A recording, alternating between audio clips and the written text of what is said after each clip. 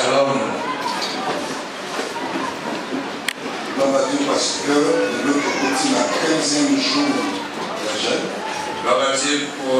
Nous sommes entrés aujourd'hui dans le 15e jour de jeûne. Oui, enseignement, nous avons pendant tout ce temps. Vous savez, Malakisi et nous recevions Tango Nyoso. Thème Namozali, la prière écrase toutes sortes de barrières nocturnes.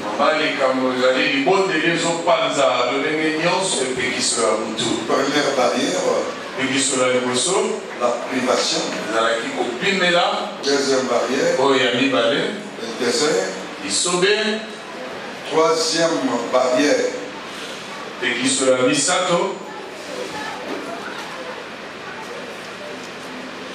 la guerre spirituelle. Et Tumba ya Molimo.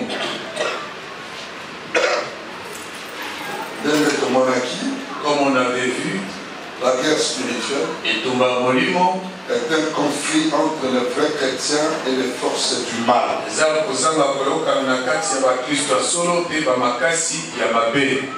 La sorcellerie est parmi ces forces.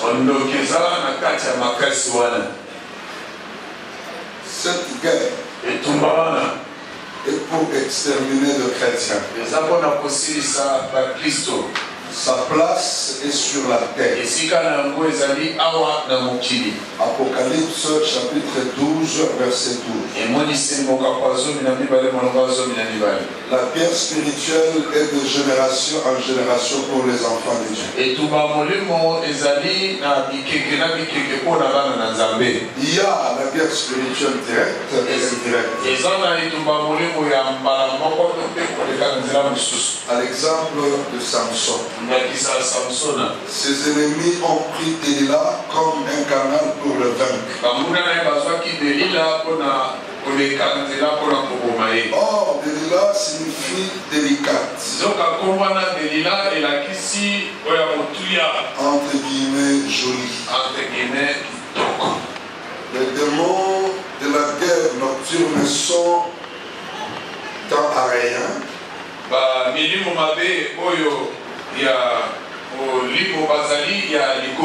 Terrestre, souterrain, naval et sous-marin. Pour remporter la victoire en cette guerre, Dieu a donné à ses enfants les équipements, c'est-à-dire les armes spirituelles. Les diables nous menacent nuit et jour par cette guerre.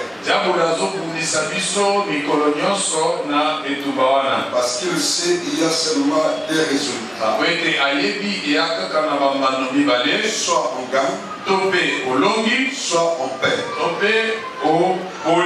Les matériaux que le diable utilise en cette guerre sont la foudre, le feu, le vent, exemple de Job. La guerre spirituelle s'oppose au progrès, au mouvement, à l'élévation, à l'abondance, à l'épanouissement. Ce qu'il faut faire en temps de guerre spirituelle, numéro 1, la sanctification, la prière et jeûne, la foi, c'est donner la force, la patience, la méditation, l'écoute et la pratique de la parole de Dieu, la persévérance, la prudence, le courage. La guerre spirituelle se déclenche par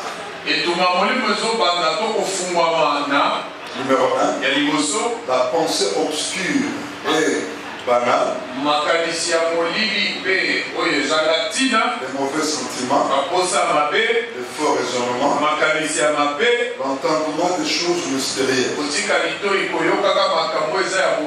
les pactes avec le diable en tout touchant aux fétiches, à la magie et aux amulettes.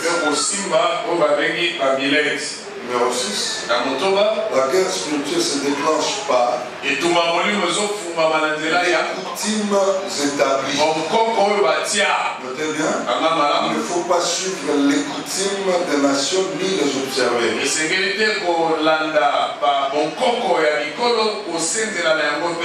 Les 8 conséquences de la guerre spirituelle. Numéro 1. Élimination de paix dans la famille. Le ravissement de la joie dans les cœurs. L'anéantissement de l'unité. La destruction du mariage. L'effacement des bons souvenirs. L'arrachement de la compréhension. La neutralisation de l'amour. 8. Le retrait de la confiance. Ce que Dieu fait pendant la guerre spirituelle. Numéro 1. Il instaure le temps de la paix. Il nous sauve des coups du glaive. Il fait périr les hommes de guerre. Il nous délivre. Il fait disparaître ceux qui nous font la guerre. La guerre commence par les complots. Complot veut dire projet formé secrètement contre la vie de quelqu'un.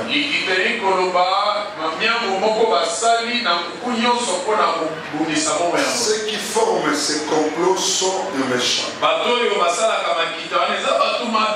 Un méchant, c'est celui qui a un mauvais cœur. C'est celui qui a de la haine et de la jalousie. C'est celui qui a la médisance. C'est celui qui est dur de caractère. C'est celui qui est insupportable. C'est celui qui est rancunier. C'est celui qui est meurtrier. Les complots entraînent la mort. Le chef, on ne peut jamais parler de la guerre sans pour autant avoir la connaissance au chef de l'armée de l'Éternel.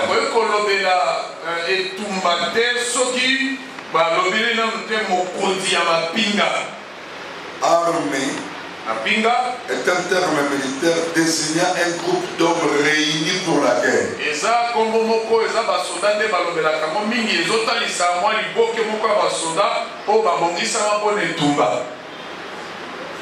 L'armée céleste est composée des anges. Dans cette armée, il y a des chevaux et des chars de feu. Le chef de cette armée, c'est Dieu lui-même. Il vient au moment où les enfants de Dieu sont en guerre. Le chef de l'armée de l'Éternel marche devant les enfants de Dieu. Il chasse les ennemis qui se tiennent devant nous. Il frappe et tue nos ennemis. Pour ce soir, les prisonniers de la guerre spirituelle. Parce que bien aimé, dans chaque guerre, on ne tue pas seulement, on arrête d'autres ennemis, qu'on va les rendre des prisonniers. Deutéronome, chapitre 21, verset 10 à 14. Que tu iras à la guerre contre tes ennemis. Si l'Éternel le livre entre tes mains et que tu leur fasses des prisonniers,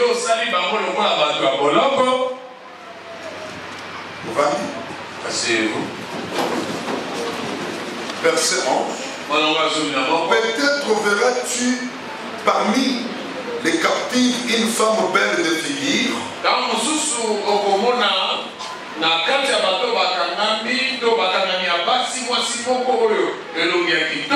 Et aura-t-il le désir de la prendre pour femme? Alors tu l'amèneras dans l'intérieur de ta maison. Elle se rasera la tête et se fera les ongles.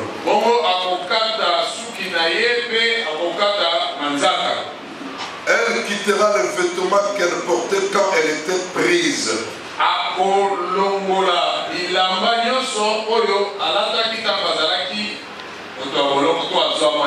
Elle demeurera dans ta maison. Et elle pleurera son père et sa mère pendant un mois. Après cela, tu iras vers elle. Et tu l'auras en ta possession. Elle sera ta femme. Si elle cesse de te plaire, comment tant que prisonnier de guerre, comment traiter spirituellement, ceux qui basent prisonnier ou prisonnière,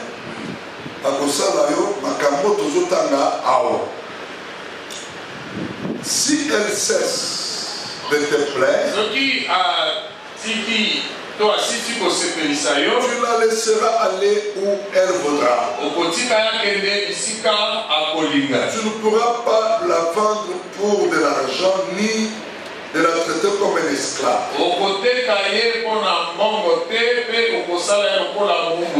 Parce que tu l'auras humilié. Bien aimé. Verset Oyo. Ces versets nous montrent que prisonniers de guerre, les prisonniers de guerre existent. Là, d'une manière physique. Aussi d'une manière spirituelle. Il y a des prisonniers de guerre. Ils sont là. Alors, pour t'aider à comprendre, ces prisonniers sont numéro 1. Les ignorants de la parole de Dieu. Voilà. Si quelqu'un manque la connaissance de la parole de Dieu, le diable le fera un prisonnier de guerre. Spirituel, bien sûr. 1 Timothée.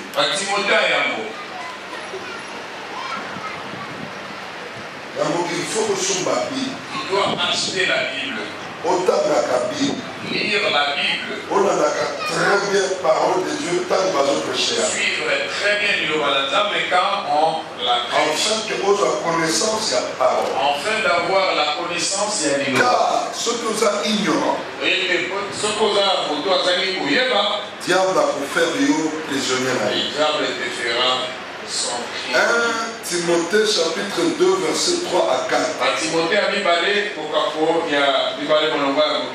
Cela est bon et agréable devant Dieu notre Sauveur, qui veut que tous les hommes soient sauvés et parviennent à la connaissance de la vérité. Monique, souhait tout désir yanzambe, eza bisonyoso tobika pe to koma na connaissance ya vérité o ezali parole de Dieu. Voyez, le souhait de Dieu est que tout le monde soit sauvé et arrive à la connaissance de la vérité qui est la parole de Dieu. J'ai récit des femmes ici. Oyo ba faux prophète, ba faux pasteur, ba kushana bango à cause ya verset moko na Bible. Et les faux pasteurs, les faux prophètes ont couché avec elle à cause de mon Verset mal interprété, mal expliqué. Le prophète Wana, ton pasteur Wana, a libéré le verset Wana pour son propre intérêt. C'est parce que ce prophète a expliqué ces versets qu'on a. Il finit par coucher avec cette femme. Je les ai récits ici. À cause, il y a manque, il y a connaissance, il y a parole de Dieu. À cause de on a abusé avec ces sœurs-là. Numéro 2. Les prisonniers spirituels de la guerre spirituelle sont les alcooliques chrétiens.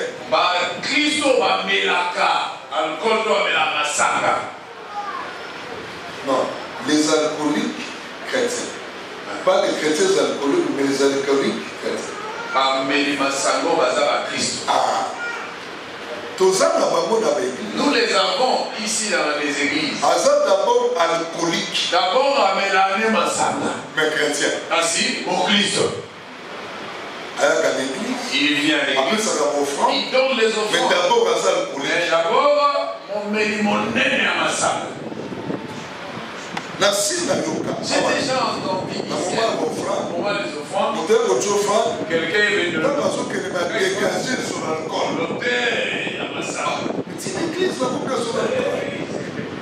Dieu me dit oui. Il y a les alcooliques chrétiens.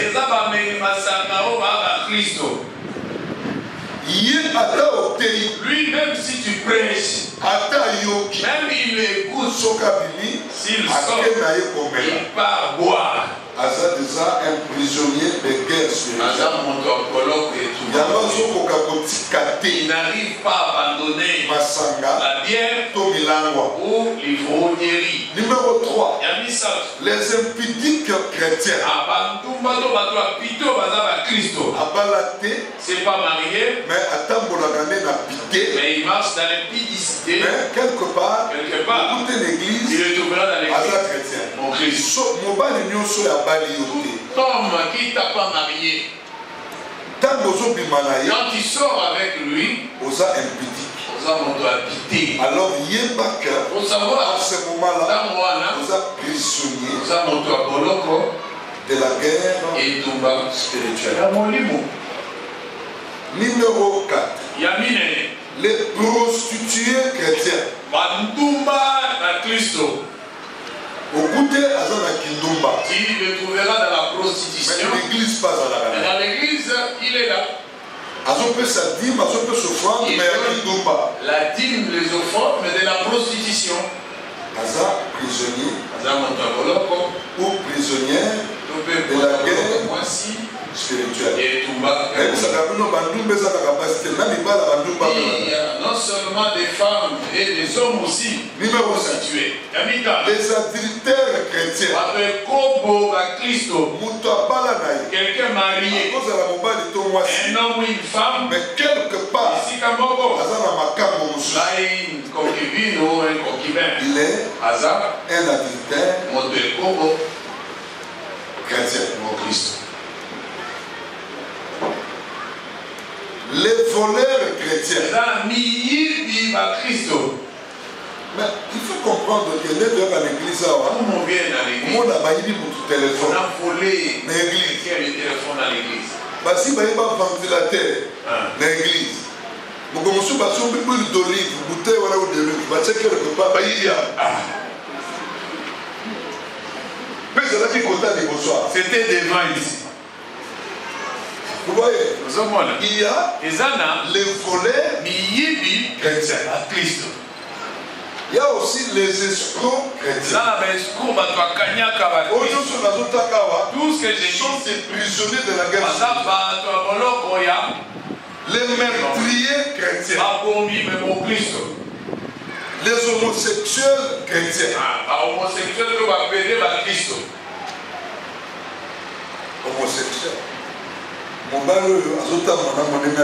Un homme qui sort avec un autre homme.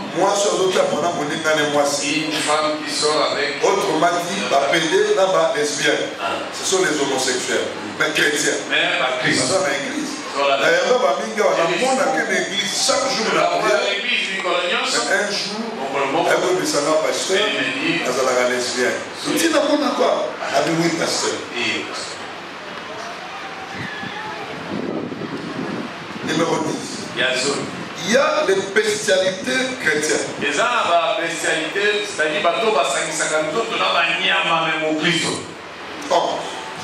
y a les incrédules chrétiens.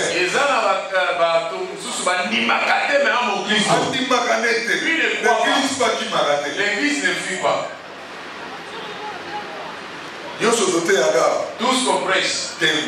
Doute. Dieu c'est de la magie. Pour lui, il est un solo. Les pasteurs s'attendent et les gens tombent. Incrédule.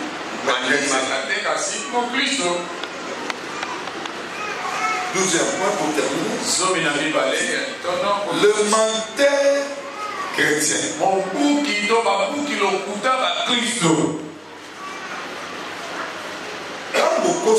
Quand vous mentez, soi-disant aux chrétiens, soi-disant tu es chrétien, il faut savoir, tu es dans la prison.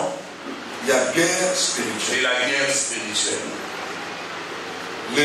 Aujourd'hui, prie Dieu et fournit l'effort de pouvoir sortir de cette prison. Apocalypse. Et Moïse, chapitre 21, verset 8. Mais pour les lâches, les incrédules, les abominables, les meurtriers, les débauchés, le magicien, les idolâtres, et tous les menteurs, leur part sera dans le temps ardent de feu et de soufre, ce qui est la seconde mort.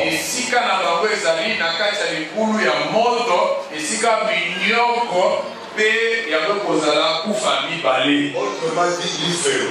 Ça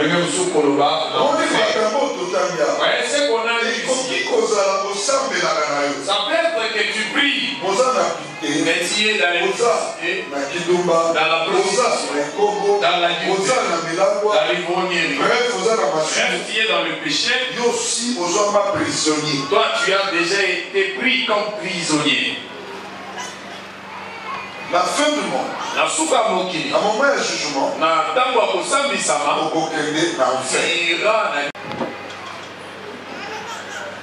Lucas Ozala, véritable chrétien, un nom, un chrétien du nom.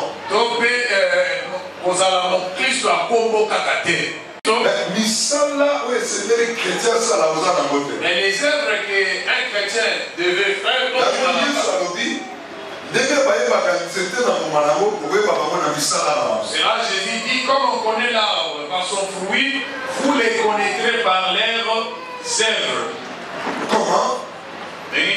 Chrétien, toi ou chrétienne, moi si jusqu'aujourd'hui, il entre dans les bars, les boîtes de nuit, il entre dans les hôtels, dans des lieux souillés. Non. Nous allons voir maintenant. Sorte de prison. Parce que tu le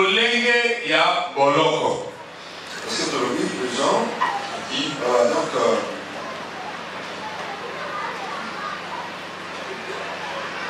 une sorte de prison. Grand 1.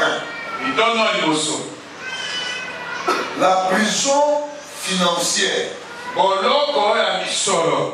Et c'est mieux. Il doit savoir que prison toujours le la prison dont nous parlons ici, c'est aussi une barrière. Spirituellement, si on te met dans la prison, tu n'avanceras pas. Il ne va pas t'épanouir. Alors, il y a une prison qu'on appelle la prison financière. On a tout pénétré tout en d'abord, on a Ecclésiaste. On pénètre en disant d'abord Mosakoli. On envoie Zomi dans les bords. 19b. Et l'argent répond à tout. Ça c'est la Bible. Dieu qui a créé le ciel et la terre. Ça c'est sa parole. Que l'argent répond à tout. Maintenant, si on introduit la finance dans la prison, c'est fini. Et si Proverbe. De l'eau faubourg de l'eau à la prison. Chapitre 18, verset 11.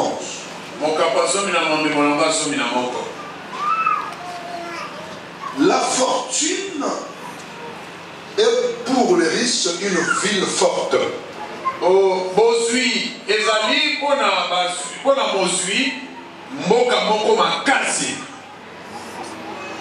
Dans son imagination,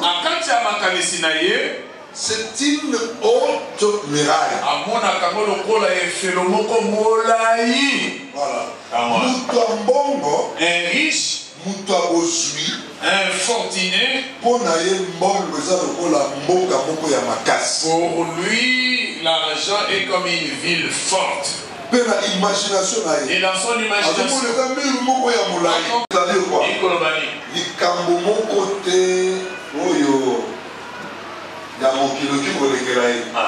tu vois, oui.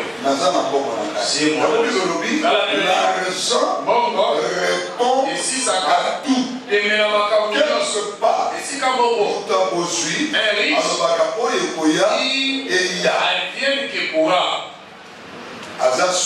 il est sûr de son argent. Et le diable le sait. Pour que le diable a limité, pour que le diable puisse te limiter, il prendra ton argent ou ta richesse, il met ça dans la prison. Il y a des gens déjà arrivé à l'âge du mariage ou à l'âge où on se jusqu'aujourd'hui, il est tout par manque d'argent. Il y a des gens, des gens qui ne pouvaient même pas blaguer avec lui par manque d'argent. Il y a d'autres gens, les choses humaines, il n'a pas besoin d'en manger. Il les mange par manque d'argent. L'autre lui a donné un vêtement à porter. Il ne pouvait même pas porter. Mais laisse-moi parler.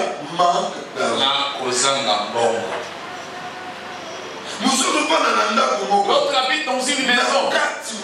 En lui, il n'a pas ce désir-là d'habiter dans cette maison.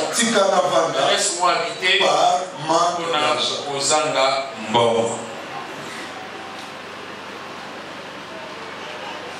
Est-ce que vous avez malade? Je n'ai pas dit que tu deviennes Bill Gates. Et aujourd'hui, Dieu ouvre ta richesse. D'avoir un moyen pour vivre dans une sécurité. Même Salomon ne me donnez pas beaucoup pour ne pas, sinon je ferai insulter ton nom. Et Dieu ouvre tes portes pour vivre bien. Qui est bien pour toi pour mieux vivre. C'est très important. Et allez tout le monde. Cette prison, c'est-à-dire la prison financière, et pour ceux qui feront de grosses affaires d'argent. et qui auront une bonne vie matérielle. Bando qui a famille même il y a des bandes de famille va remarquer que ça va faire une grosse somme d'argent. Une fois les sorciers dans votre famille constatent que toi tu feras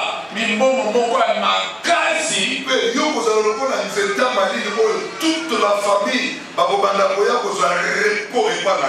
la solution. Tu seras un grand arbre sous lequel toute la famille viendra se reposer. La finance est au Mounisama. Pour que tu souffres avec votre famille. La prison financière entraîne la crise financière.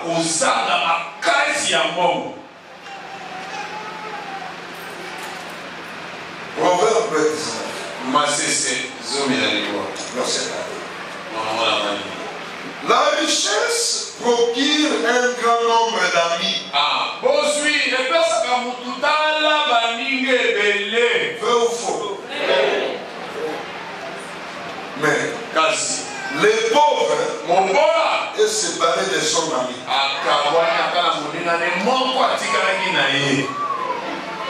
Est-ce que tout le monde a d'accord? Et ça, Bible les reconnaît comme mot. La Bible est la loi et la nature.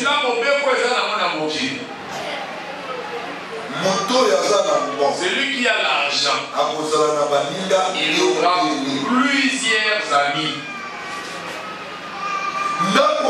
Sa maison aura des visites à tout moment. Mais il va devenir pauvre.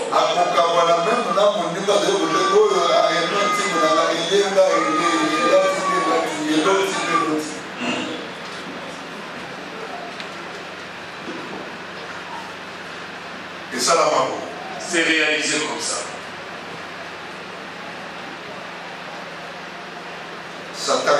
Satan le sait. Pour que tu sois rien.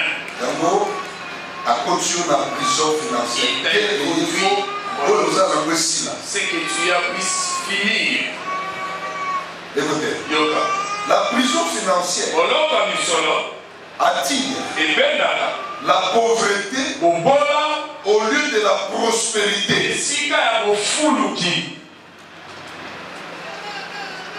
Au moment où nous prospère, tu verras qu'il cherche à devenir prospère. Et ça désir ardent. Je vais prospérer dans ma vie. Mais comme la prison était de financière, tu resteras toujours dans la pauvreté. Isaïe. On a fait ça. Dans chaque point versé, de nombre de versets, pour vous montrer que les choses que je parle sont bibliques, c'est la vérité. Donc, aujourd'hui, tu vas prier pour sortir la prison financière. Prier la prison, puis sortir dans Boloko. Et comment la Bible? Il est écrit dans la Bible. Tu ne pourras pas en prétendre. Mais toi aussi tu vas prêter aux autres. C'est écrit ainsi. Isaïe 45, verset 7. Écoutez ce que Dieu dit. Je forme la lumière. Et je crée le ténèbre. Je donne la prospérité et je crée l'adversité. Moi, l'Éternel, je fais toutes ces choses. Nana sala lumière. Nana sala molili. Nana pesa kabufulu. Oui, c'est ce qu'il faut comprendre. La première partie du message dans la première partie de je vous ai montré les péchés ou le mal. Comme ça, on continue la prison. il y a la guerre spirituelle. Donc elle est en enfer. Oui, mais il faut que vous ayez plus l'évangile.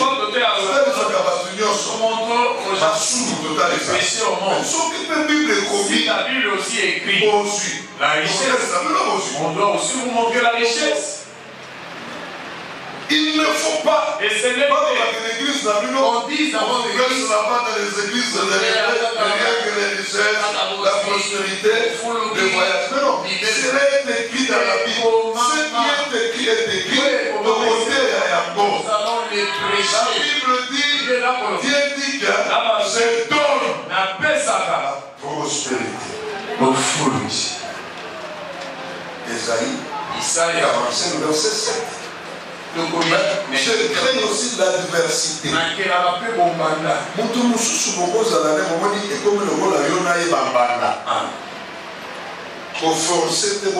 forcez pas être bien avec lui. Ça reste toujours comme ça. En voulant chercher, à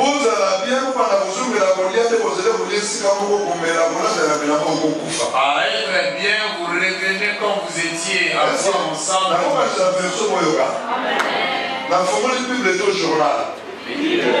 Je forme la lumière. Et je crée les ténèbres. Je donne la prospérité. On appelle ça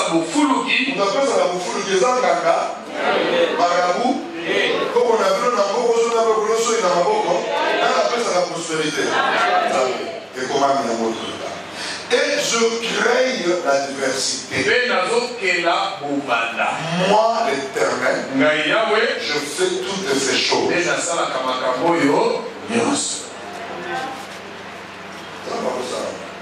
Il a un mauvais esprit à ton égard. Il a créé quelque chose. La diversité soit ainsi. Prépare à l'empoisonner. Quelque chose va se créer. Vous puissiez vous bonjour, bonsoir. Vous saluer. Vous allez ensemble, pour lire ensemble, vous ne pouvez plus être ensemble, manger ensemble, boire. Tu n'as pas détesté.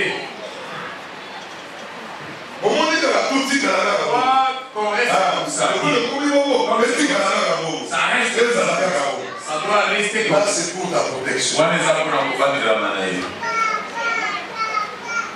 C'est Dieu qui crée la diversité.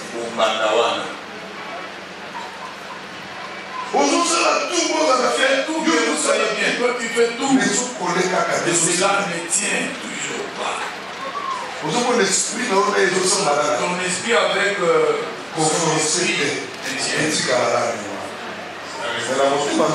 dans ton cœur, tu n'as pas.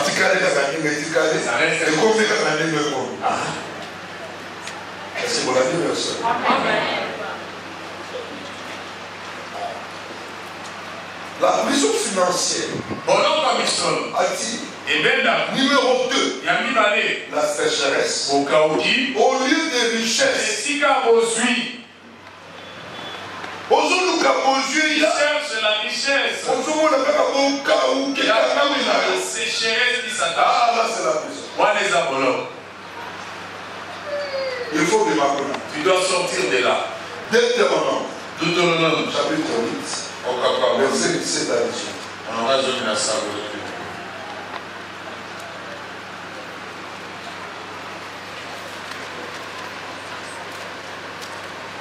Donc, bien verset. Dans la Bible, c'est la volonté de Dieu. Mais, aujourd'hui, nous voyons des gens qui achètent des histoires qui coûtent cher pour notre église. Il a l'argent. Même l'œuvre de Dieu ne marchera pas.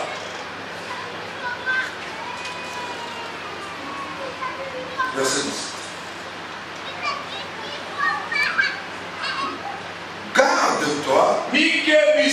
de dire en ton cœur, ma force et la puissance de ma main montent en qui ces richesses.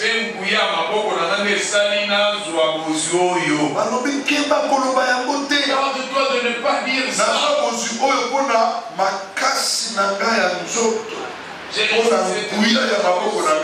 Ma force, la puissance. J'ai l'intelligence pour faire le commerce, moi. Non. Il ne faut pas dire toi. Il ne faut pas dire. Il faut s'effacer. Souviens-toi de l'Éternel ton Dieu. Car c'est lui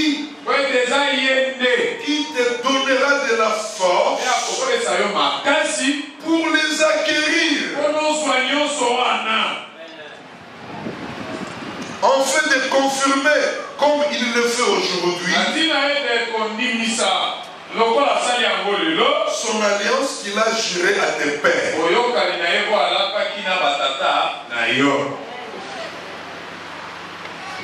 Que parmi eux sont riches, je vous dis la vérité. Il y a des gens qui seront grandement bénis. Ils sont là. Mais attends, Kolomo côté, on me les jours que tu oses à dire. La Bible dit garde-toi, Képa. Ma classe Natanga, Nazoki Mayele, combien bazar n'a pas diplôme pour le gars? Combien de diplômes? Les bazar pas misérables, misérables comme on est là. Oh, Mayele n'a pas stratégie. Non. Ma casse n'a pas. C'est là la Bugarato, 3h, 4h du matin, 5h du matin. Non. Bible lobby, hein? L'Obandé. C'est quoi l'Obandé, pasteur? L'Obandé.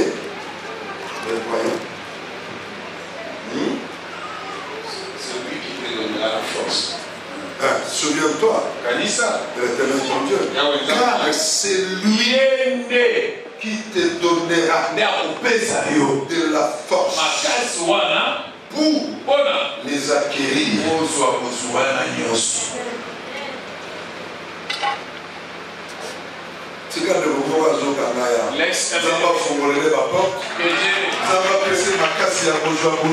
La force d'avoir la richesse. Prison financière active. Numéro 3. Les malheurs au lieu du bonheur. Job. Très important. Job chapitre 8 verset 6.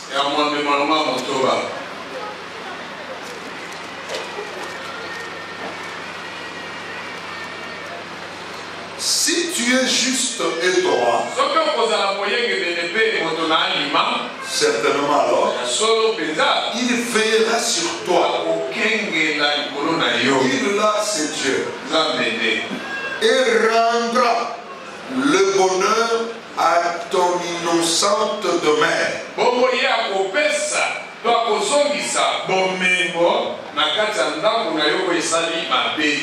Ah, ce qui innocence. S'il y a l'innocence dans ta maison, mais ce que vous allez juste et droit, si tu seras juste et droit, Dieu rendra les bonheurs. Ah, bon mengo, les bonheurs, tu peux en avoir, ça peut partir. Fini, qui est capable de rendre. Mais c'est une demeure innocente. La demeure est innocente. Boni bazawa bapangwami bakomi ça les interdit na bandako na bango. Ils sont bénis mais ils commencent à faire entrer biloko epeki sama dans leur maison. Na ndako nanga à aucun jour boisson alcoolisée ni liqueur forte ni vin ni whisky et cocotte. À ma maison mon côté masako la kisaka la whisky nyonso wana cocotte. Dans ma maison, pas de musique mondaine. La musique à mon kili et faut bêter. Il faut que ta maison soit trouvée innocente. Et l'eau, comment tu vas personne dans la famille, ça la clostra, ça la sambe. Non, il faut jamais souiller ta maison. Na plus ça même qu'on va dans ndako na ngala mutu moka melaka makaya na mo na melaka ngo non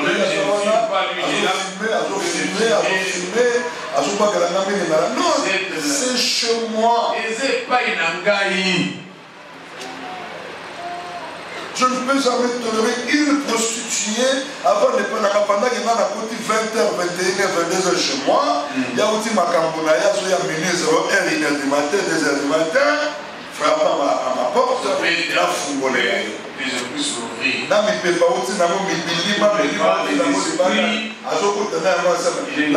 ma maison ne sera jamais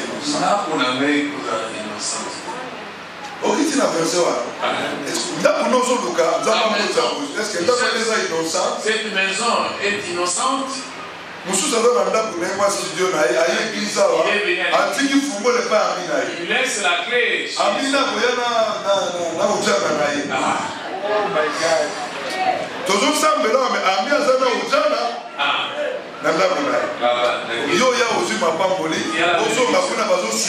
Ensuite la maison.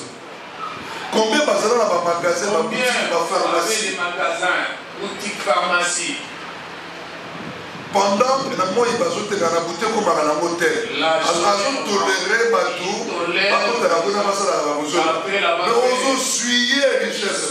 la richesse. Il faut maison dans le lac où nos magasins soient innocents. Magasins, boutiques soient innocentes. Moi, je connais ça, la parole. Il faut tout. Job 8:6.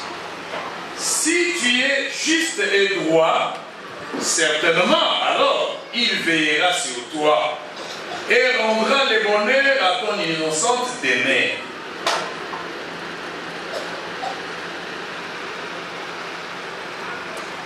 Na modèle bakangi mwasi moko mobali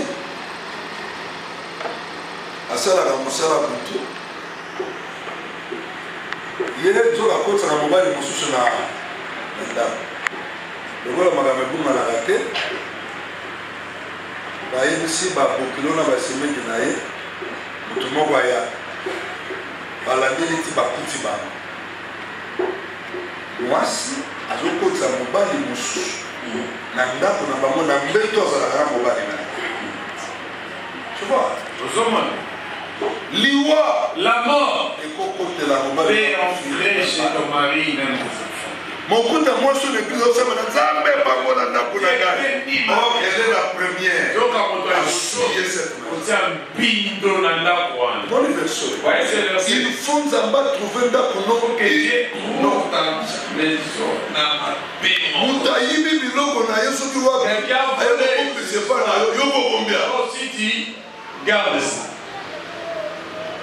ndako yango na nzambe amelaka masanga te me na congélateur na ye azoteka batirbokinga koyi ole babatiama te échec batie basango mpe victoire mosu azoteka na lotoko. Or la Bible dit quoi? Malheur à celui qui fait boire son prochain. Habakkuk chapitre 3, verset 4. Malheur à celui qui fait boire son prochain. Mon cher, on a mis la tête, mais on a mis la tête, on a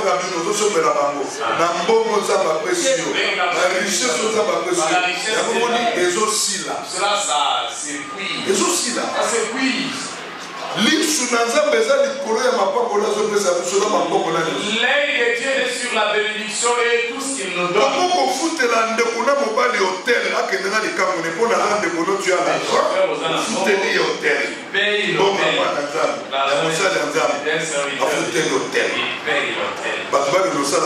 Que les gens aillent faire.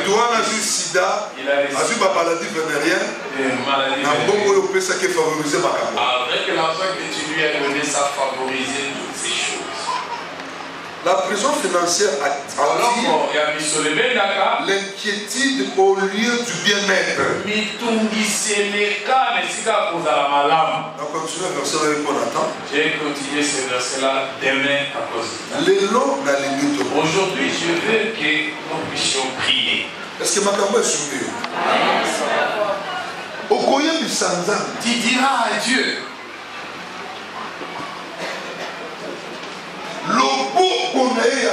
Sa main puissante puisse te sortir de la prison de la guerre spirituelle. Là on a introduit ton argent, la richesse. Aujourd'hui ça puisse sortir dans le combo de Jésus.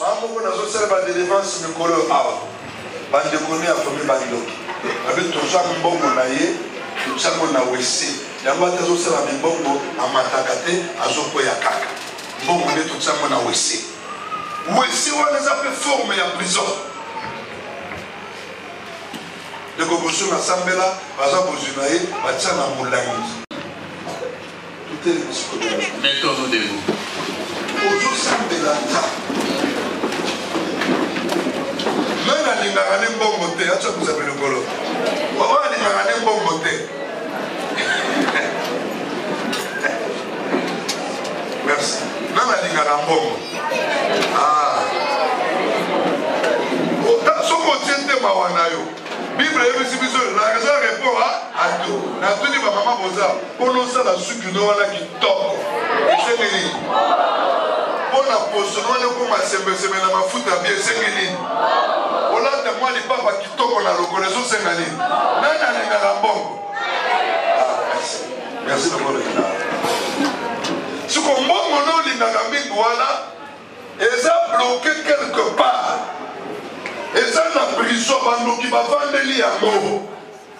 Bazo bindela yango, bazo loka yango. Ah, ozo sambela. Ozo meta maboko na yo, mbongo na yo, bozu na yo, matériel na yo. Nous c'est la boule du cadeau. Et puis dans la prison.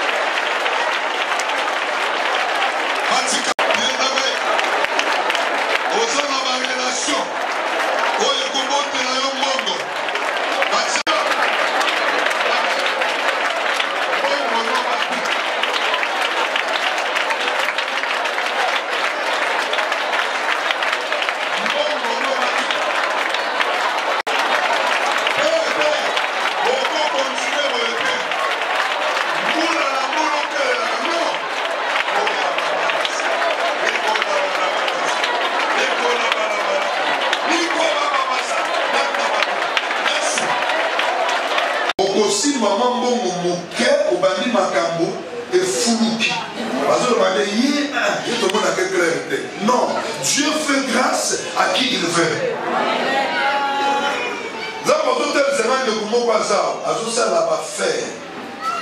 Voyage d'affaires. Donc, à 4 jours, 3 jours, à tout moment dans l'avion. Mais les combattants et le Goana, dans laps de temps, comme un rêve, vu dimension mosusu.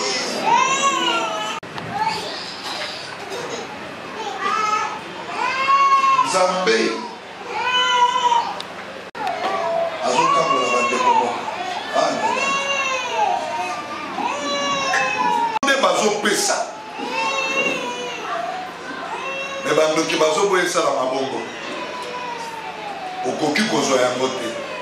Mon Dieu, mon roi, elle fera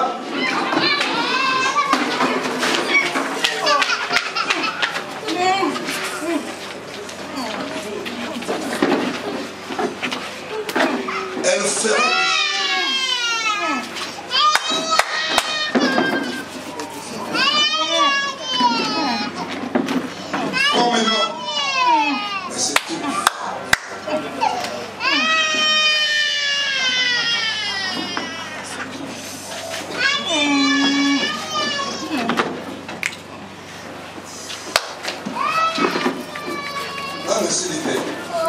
Le Congo Kaza na madusu na maboko. Na madusu na maboko. Oh, Seigneur, Seigneur, Seigneur, Seigneur. Aza na madusu na maboko.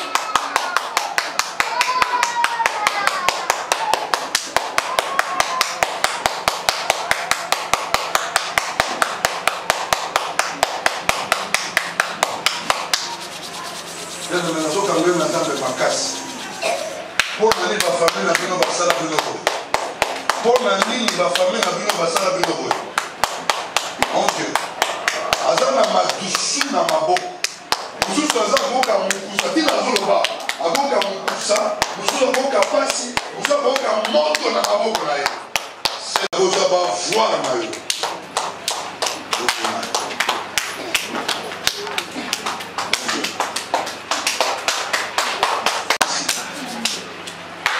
Moi aussi, ce que je me dis est vrai. À qui tu le fais? La monnaie de Momo pour jouer bâtir à quoi n'a si anzete mon sou de cola anzete. La boca na kati ya samba. La zomo na mola moko na se ya mai. Et pas oyo bacha ya mai. Moi sur mon bazar, na kobala mu mais bazo bundisa libala wana esala mate ko mate. Pe mususu asamba la mobali na ye. Mon Dieu, mon roi. Pourtant l'âge na yo te, Dieu fait grâce à qui il veut. Au moment où mais Dieu est capable de te bénir au-delà de tes pensées.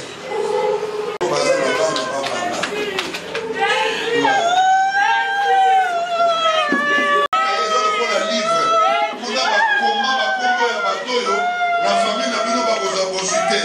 Oh mon Dieu, mon mot. Yabatoyo. Mon Dieu, pourquoi ça va? Pourquoi ça va? Le comment pas ça va l'autre à l'autre. Dans la situation bien, dans la place bien, dans la boulot bien. Mais sous la l'autre, yo kane bisayo. Dieu parle par des songes. Bandoto ngolo takeza makambo solo. Azo liberté comme na. Le commençons na mona kabaki mbongo, ya kabaki mbongo. Donc quand on takebela kaza une grande sorcière de la famille na baba pa. Akokana mbongo.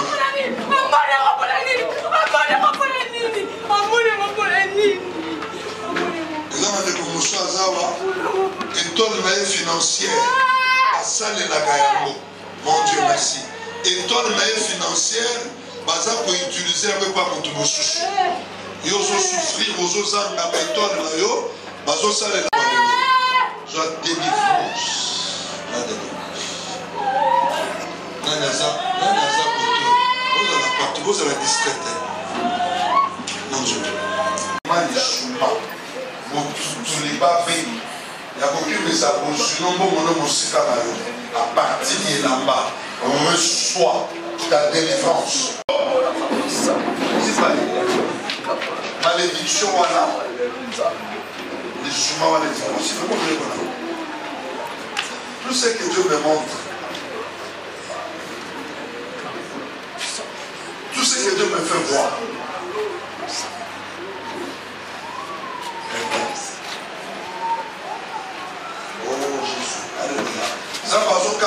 bamenote na maboko ya ndeko moko bakango bakaka otolobaka bakaka bamenote nzambe azokata yango na maboko ya ndeko moko azao baloka kotikala kosala eloko te maboko na yango tokangi yango oyo kopanga na nzambe ebanda kokata siko bamenote ya motu oyo bakangi na maboko no nom de Jésus.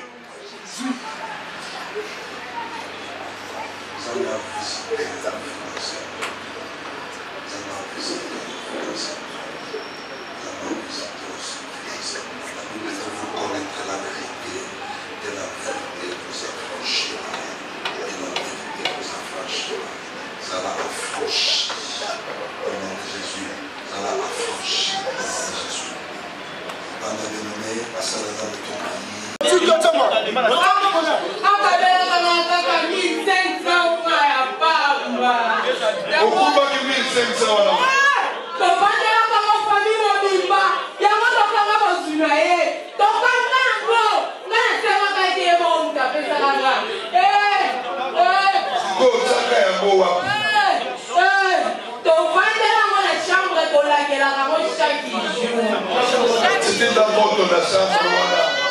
Dans votre chambre, voilà.